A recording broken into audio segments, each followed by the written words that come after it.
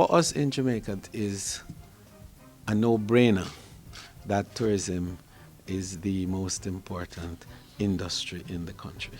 It certainly can't be argued that tourism is a major economic driver and a job creator, not to mention its other benefits. Those will be explored as the new minister tells us his plans for the sector. A community makes a pitch for a greater share of vacationing visitors, and we see the benefits of making home our top vacation destination. Hello to you, my fellow Jamaicans and visitors. I'm Adrian Atkinson. Welcome to Jamaica Magazine.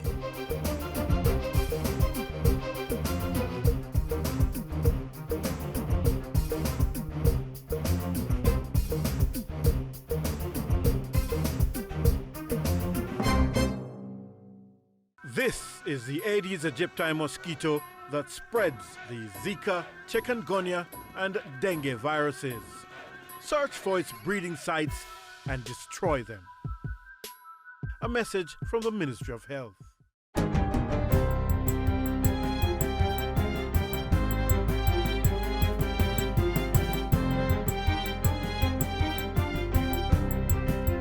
Good day, I'm Andrea Chizom and this is your JIS News for Wednesday, March 16. Prime Minister Andrew Holness has directed his cabinet ministers to be efficient as government moves to deliberate on matters in the public's interest. We must take decisions quickly while examining all the perspectives of the matter before us. We must be the cascading example for efficiency in the public sector. The Prime Minister was addressing the first sitting of the new cabinet on Tuesday. Mr. Holness said the country had high expectations and cabinet members should be focused on keeping commitments made by government. He also urged his colleagues to be fair and equitable when making decisions, insisting that the most vulnerable should be kept in mind at all times. When we deliberate, do not be afraid to be unconventional. When we deliberate, place on the table innovative, out-of-the-box thinking, because it is through this infusion of creative thinking that we will bring solutions to the challenges and the problems of Jamaica. Finance Minister Audley Shaw says Jamaica's fiscal rules have made provisions for a delay in the budget depending on the circumstances. Under the rules, Parliament should pass the budget before the start of the fiscal year, which begins on April 1. However, the Finance Minister has indicated that a new timetable for the 2016-2017 budget is being crafted. When those fiscal rules were promulgated, it envisaged that if there are extenuating circumstances, such as natural disasters, not to say that the election was a natural disaster itself, but obviously that was an intervening event that is a fairly credible basis and reason why we've had to put off the tabling of the budget. In the meantime, Minister Shaw has signaled that government will be allocating money to complete the Commission of Inquiry's report into the collapse of the financial sector in the 1990s. The collapse led to the formation of the Financial Sector Adjustment Company FinSAC to manage debts and assets. Mr. Shaw says he has already made contact to revive the completion of the report. When I have the appropriate details, I'll bring the matter to Cabinet to get formal approval. But it is very much my intention, and I believe the Cabinet's intention, that that report should be published, so that we can commit ourselves as a government never to commit the errors of the 1990s when the entire financial sector collapsed, along with the productive sectors of the economy. The FinSAC Commission of Inquiry, which began deliberations in 2011, says it needs additional funds to complete its report. Tax revenue at the end of January was $3.8 billion ahead of target. Tax revenue was budgeted at $319.6 billion, but $323.4 billion was collected. Despite this, total revenues are $1 billion behind the target. This has contributed to the primary balance being $1.6 billion behind the target. Nonetheless, the Economic Program Oversight Committee (EPOC) is optimistic that the country will meet the primary balance target. Especially since the Minister of Finance has given us the assurance that in February they pull back on the expenditure. So I expect that the small 1.6 difference between the primary balance, actual and budget will not be a problem for us. The net international reserves at the end of February was $2.2 billion, $600 million ahead of target. Meanwhile, EPOC is calling for patience as government moves to remove income tax for those earning $1.5 million or less. I think we need to give the new administration, time to work through how are they going to fulfill this commitment. It's up to them to put the proposal on the table.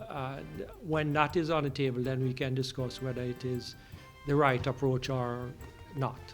The Ministry of Education says all is in place for this year's sitting of the Grade 6 Achievement Test, GSAT. More than 39,000 students are registered to take the exams this Thursday and Friday at 1,090 centers across the island. All the centers are up and running, and as far as I have checked, all systems go. We expect a very smooth examination period. The Education Ministry is providing special accommodation for 400 special needs students, including the provision of additional time, prompters, readers, writers, large print, and break at intervals. On Thursday, all students will sit mathematics and social studies, while language arts, communication tasks, and science will be administered on Friday. And finally, the Foreign Affairs Ministry has confirmed that most of the Jamaican fishermen who were towed to Grand Cayman have been repatriated.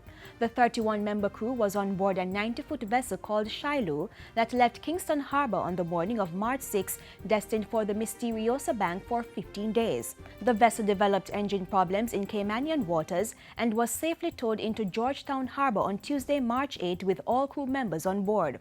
Honorary Consul of Jamaica in Cayman, Dr. Joseph Marzuka, and Honorary Vice Consul Elaine Harris were at the dock to meet the crew upon their arrival in Georgetown. Cayman Immigration and Customs authorities interviewed the crew, all of whom were granted temporary admittance. Through the intervention and assistance of the Foreign Affairs Ministry and Jamaica's Honorary Consulate in Cayman, one fisherman left Grand Cayman for Kingston on Friday, and another 23 were repatriated by air last Sunday, March 13.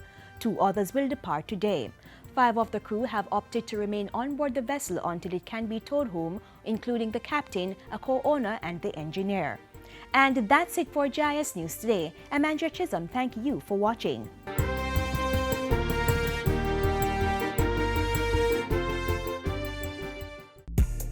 In order to ensure quick and easy access to information on all things GSAT, the Ministry of Education has set up telephone hotlines in its 6 regions.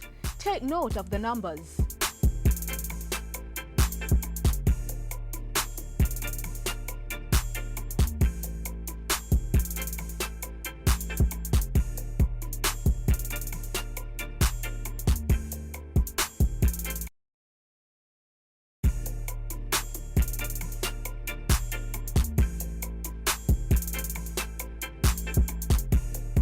You may also contact the Ministry's Student Assessment Unit at 948-9281 or 922-5680. It hasn't even been 2 full weeks since Edmund Bartlett assumed responsibility for driving Jamaica's tourism future. But he's been busy. Let's see what he has planned for this dynamic sector.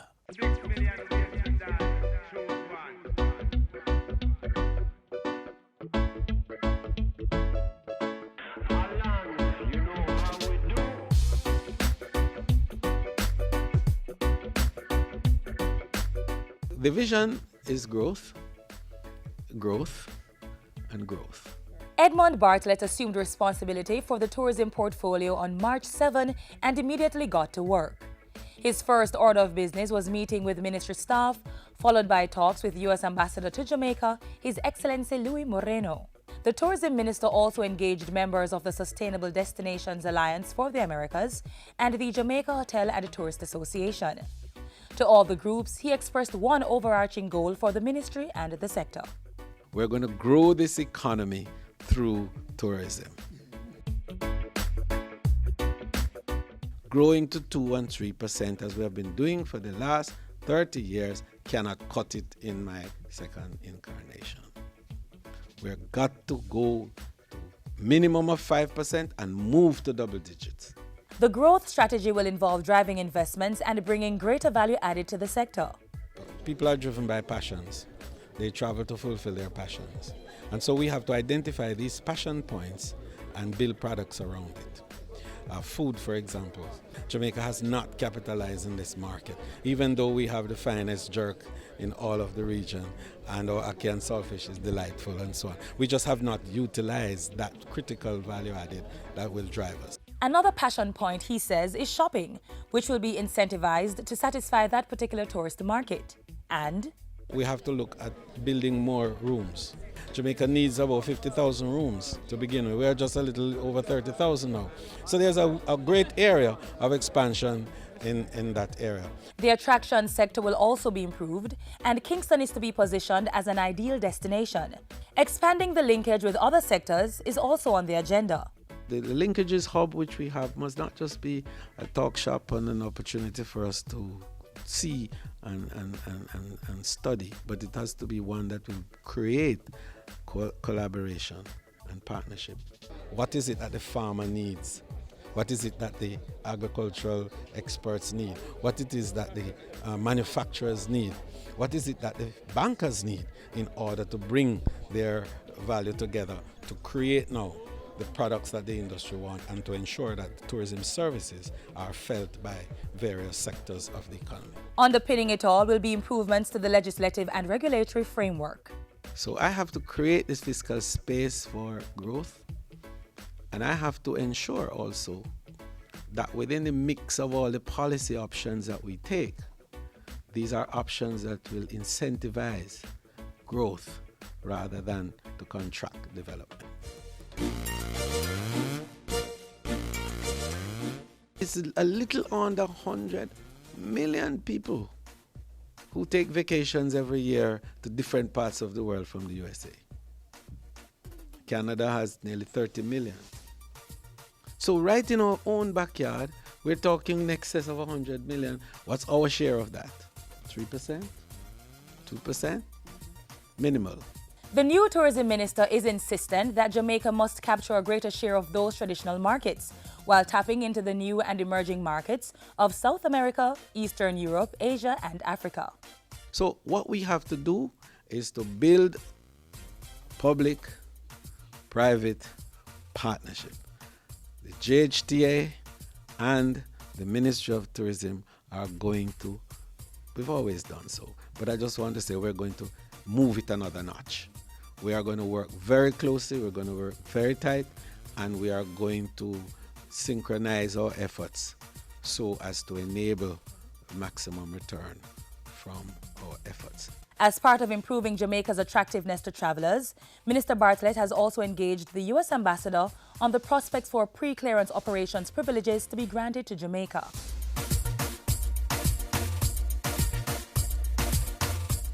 In addition to the growth agenda, special attention will also be given to building human capital within tourism. Yes, because 60% of the value of the experience of the visitor is service. We have to train, and develop our people to give the high quality service. So a hospitality training program, a first-rate training institution for tourism workers, is to be established. Minister Bartlett says it might take the form of a standalone institution or be integrated within the programs at existing tertiary institutions or the Heart Trust NTA. While that's being pursued, workers' social security will also be protected. I'm prepared to, for us to knock heads together on that and to make sure that by the January 2017 date that you have put, there will be a program in place to offer social security for the workers of the tourism industry.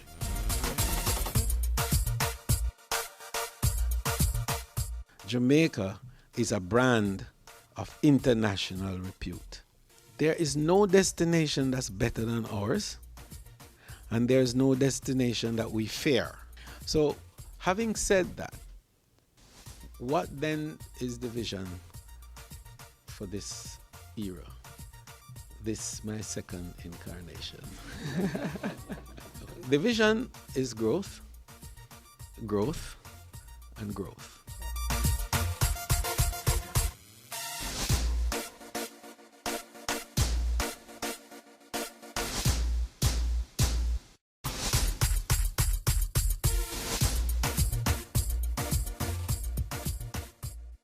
Don't make diseases spread. Wash your hands with soap and water instead. Wash them regular or use a hand sanitizer. Make sure the germs them dead. Touching your eyes or your mouth or your nose. Wash your hands before you do things like those. After you use the bathroom before preparing food, come on, wash your hand them clean. Minister Edmund Bartlett's plans for double-digit growth in tourism earnings can only exist or work if visitors continue to be pulled to experience Jamaica. So join us now as we journey to one of the community tourism gems that are enticing visitors to make Jamaica their top destination venue. A quaint bed and breakfast perched on the edge. Villas nestled within beautiful flora and fauna. The perfect pathway for road races. We're at the desert coast of Jamaica, the spot that's said to receive the least amount of rainfall in the country, yet verdant with natural beauty. Welcome to Treasure Beach, St. Elizabeth.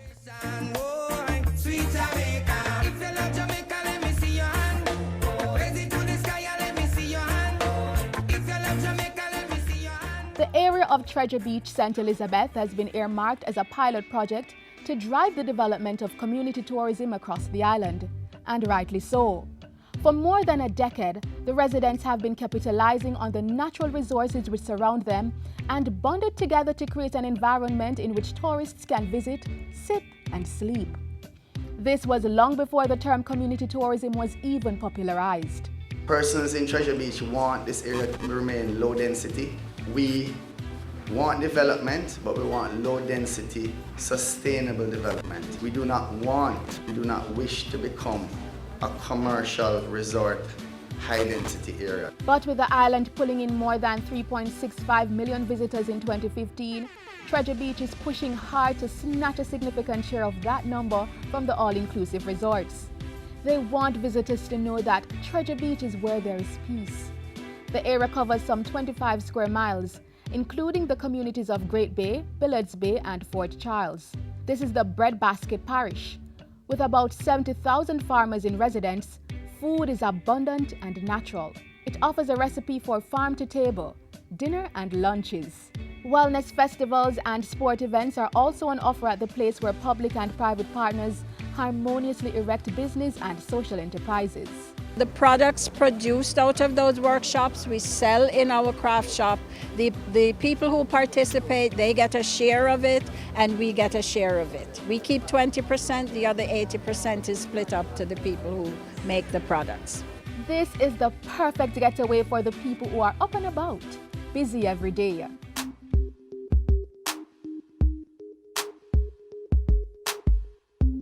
Welcome to Treasure Beach. And welcome to one of the several Treasure Tours buses that we have here. We're very happy that this is a JTB approved, Transportation Authority approved bus.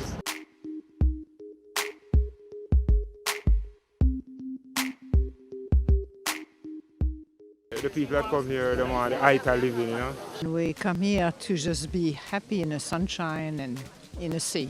We have been coming here since 1998, first time, and we've come back to Itaú 5 times. In support of Treasure Beach's ventures, the government has provided an injection of $48 million from the Tourism Enhancement Fund to help the community implement its developmental projects. The program forms part of government's efforts to execute the community tourism policy recently tabled in Parliament. It has proven that through community tourism, the earnings gained from the broader sector can be further filtered to the ordinary man. Whether you're a farmer, whether you're a fisherman, whether you're a bar owner, a restaurant, you name it, a coconut vendor, you are a part of this fabric of what we call Treasure Beach. We hope to see you soon. Come home to Treasure Beach. You'll want to stay.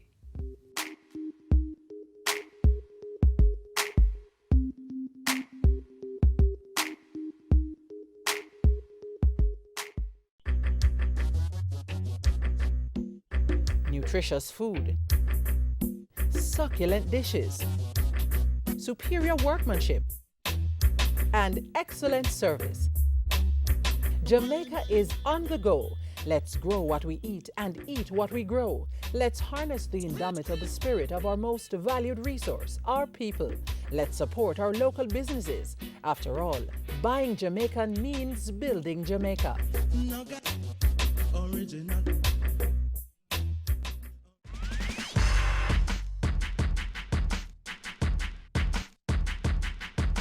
So in less than 48 hours, it will be World Sleep Day. Yes, really, World Sleep Day. This Friday, March 18. And not that you asked, but I endorse this. See, World Sleep Day is an annual event meant to celebrate the benefits of good and healthy sleep and to draw society attentions to the burden of sleep problems, including the prevention and management of sleep disorders. So as the day draws near, we have a few reasons you should be embracing the Z's. First, it's said that sleep helps the brain commit new information to memory through a process called memory consolidation. Chronic sleep deprivation may cause weight gain by affecting the way our bodies process and store carbohydrates and by altering levels of hormones that affect our appetite. Deprivation also makes us more likely to fall asleep at random times during the daytime. These lapses may cause falls and mistakes in tasks being performed. People telling you you're a bit more impatient, irritable, and generally more moody than normal? This could be the result of too little sleep. And serious sleep disorders have been linked to hypertension, increased stress hormone levels, and irregular heartbeat. It's also been said to alter our body's immune function. So, whether you're on vacation or it's business as usual, rest easy, and often it's good for you.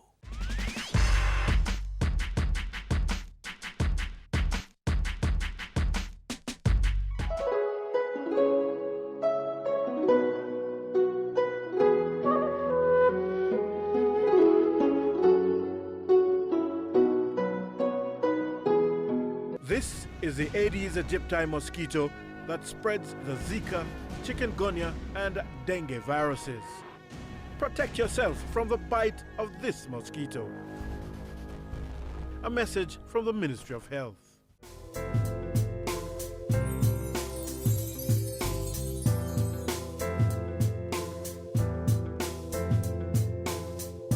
If you're still not convinced of Jamaica's tourism mettle, well then, prepare yourself, because our next exploration is not about satisfying the pleasure points of tourists, at least not the ones from outside.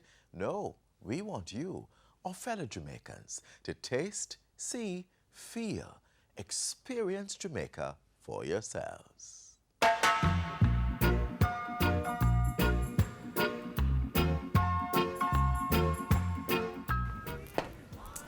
Morning, how are you? I am wonderful. Good to see you.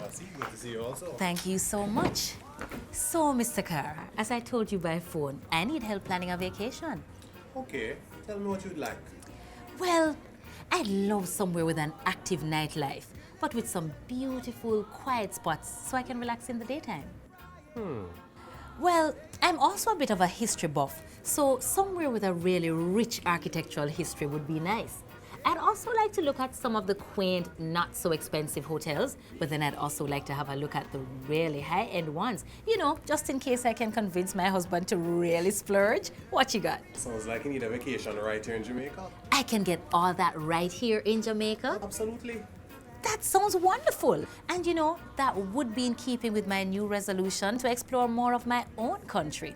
Okay, we could probably look on Port Royal. Maybe move over to St. Anne, Falmouth, and see all the historical architectural buildings.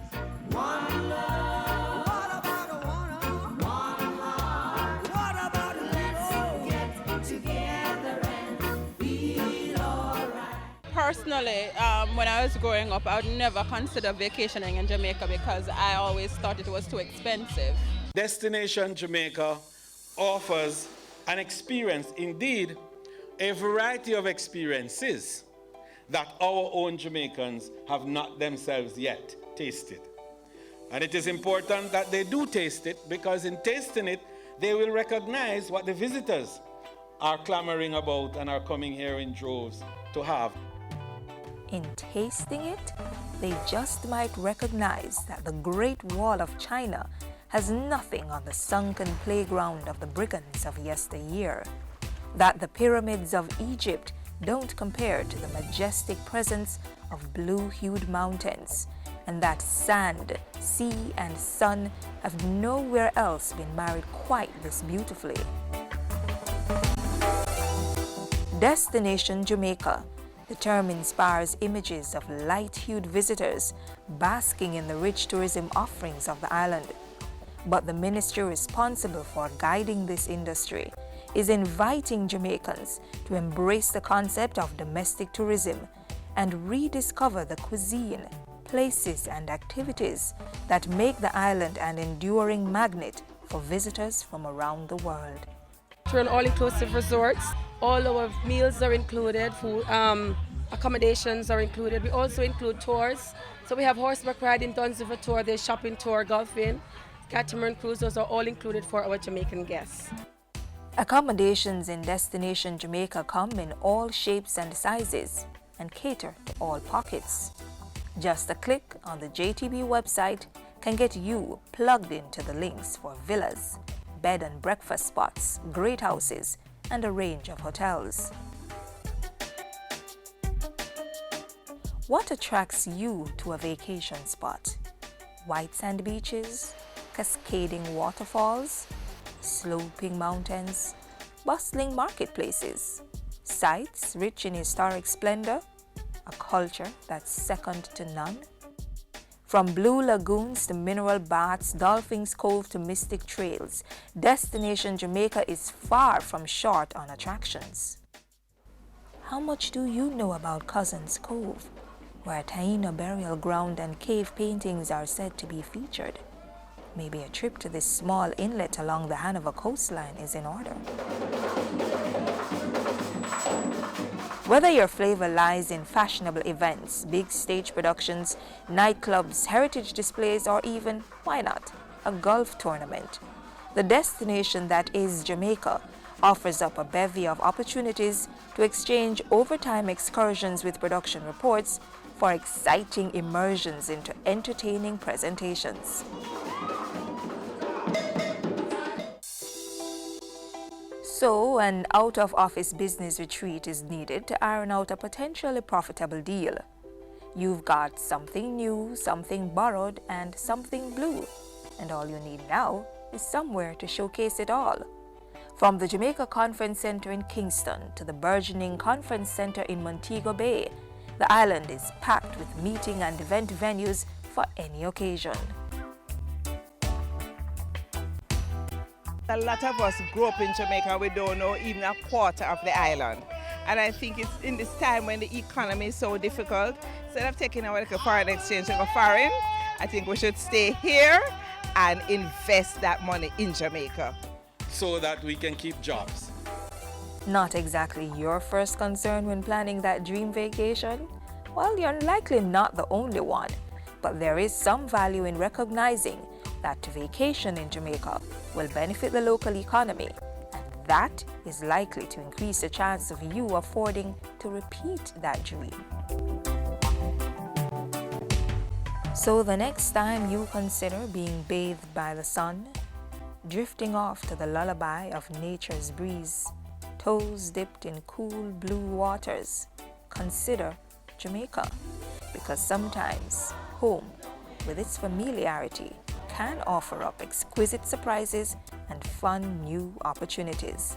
And just think, no language barrier to contend with.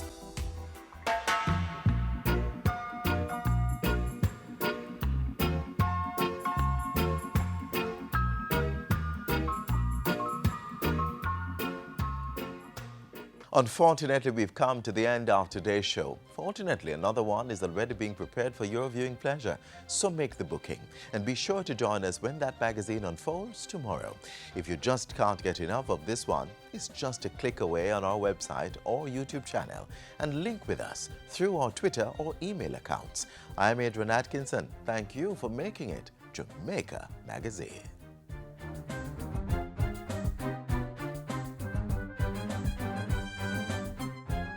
This has been a production of the Jamaica Information Service, the voice of Jamaica.